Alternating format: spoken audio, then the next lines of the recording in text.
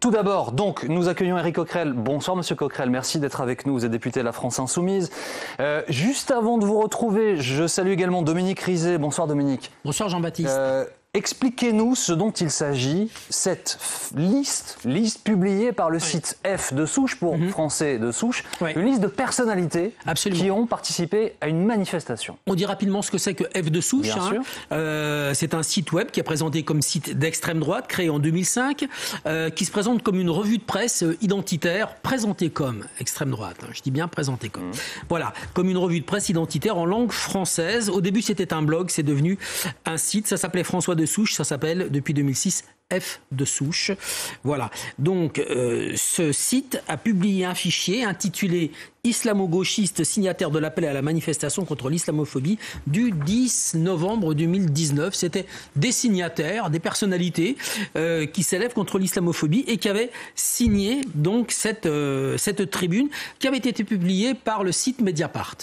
Donc, le site F de souche a repris cette liste, mais il a ajouté des annotations particulières. Alors, il y a donc parmi ces signataires plusieurs centaines de personnes qui sont des hommes politiques, qui sont des philosophes, qui sont des personnalités, qui sont des personnes de la rue, des gens qui s'élèvent contre l'islamophobie dans notre société.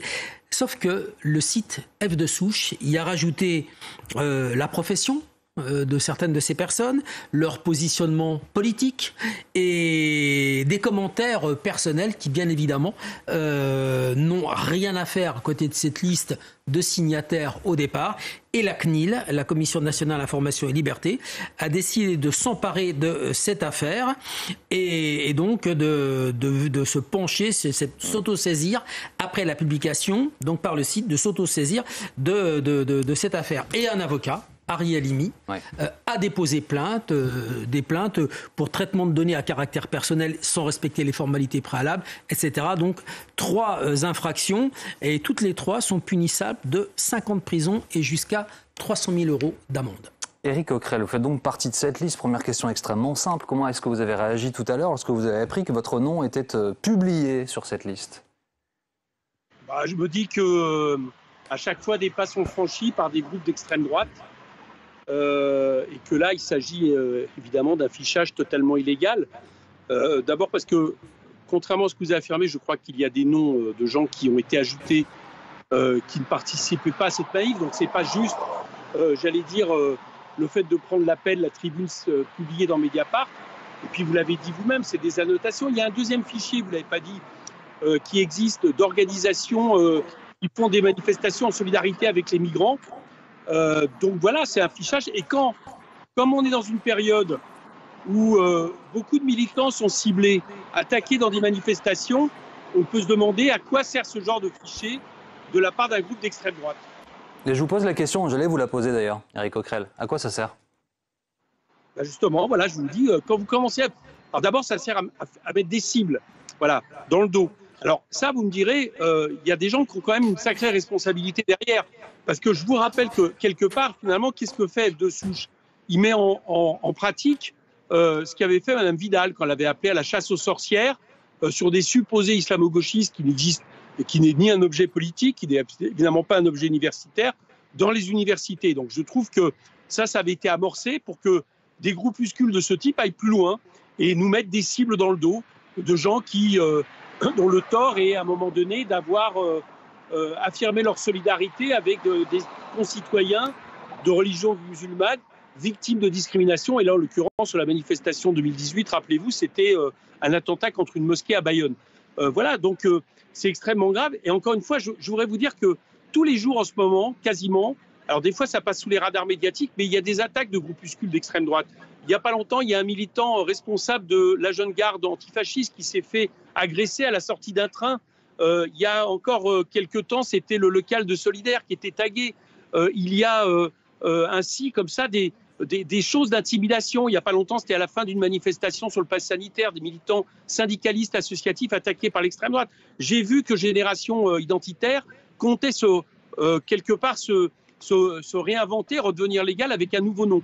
Donc, quand il y a des fichiers comme ça, c'est des cibles. Et moi, je ne vis pas ça du tout à la légère. Je pense que ces groupuscules sont extrêmement dangereux, raison pour laquelle je demande la fermeture de ce site, évidemment, mais je demande aussi à M. Darmanin qu'est-ce qu'il compte faire par rapport aux administrateurs de ce site qui sont connus. Vous dites les choses très clairement, Éric Coquerel, pour les dire peut-être encore un peu plus clairement, ça veut dire que vous dénoncez un appel à la violence? C'est ça que vous nous dites?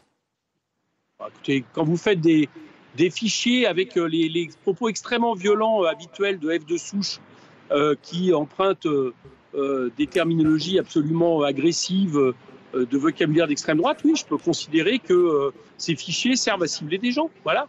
Vous savez, moi, j'ai commencé mon mandat, je me suis fait agresser par des militants d'Action française qui avaient préparé une action à la sortie d'un de mes meetings. Donc, quand je vous dis ça, c'est pas juste des paroles.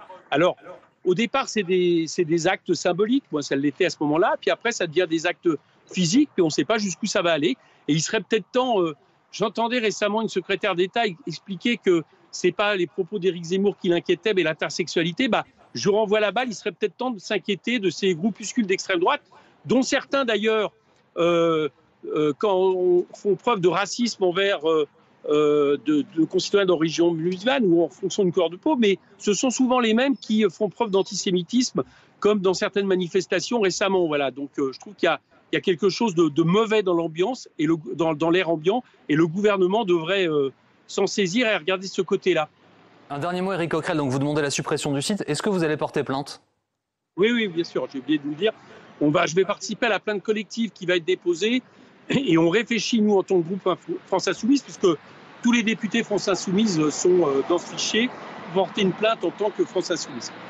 Merci beaucoup, merci Éric Coquerel d'avoir été avec nous en direct ce soir dans BFM TVSD. Dominique, un mot encore s'il vous plaît pour prolonger ce que disait Éric Coquerel.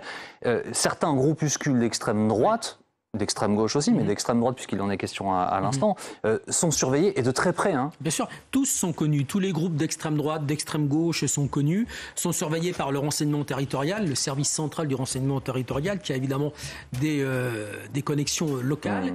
Et il y a à la DGSI, la Direction Générale de la Sécurité Intérieure, un groupe dédié qui travaille sur les extrêmes, avec dans ce groupe une équipe extrême gauche, une équipe extrême droite.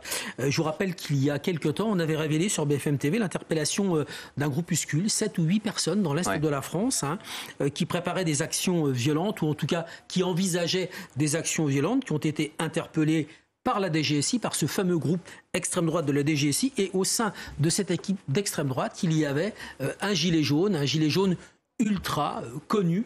Donc oui, la police clairement sait qui ils sont et la police les surveille. Merci beaucoup Dominique Rizet ce soir dans BFM TVSD.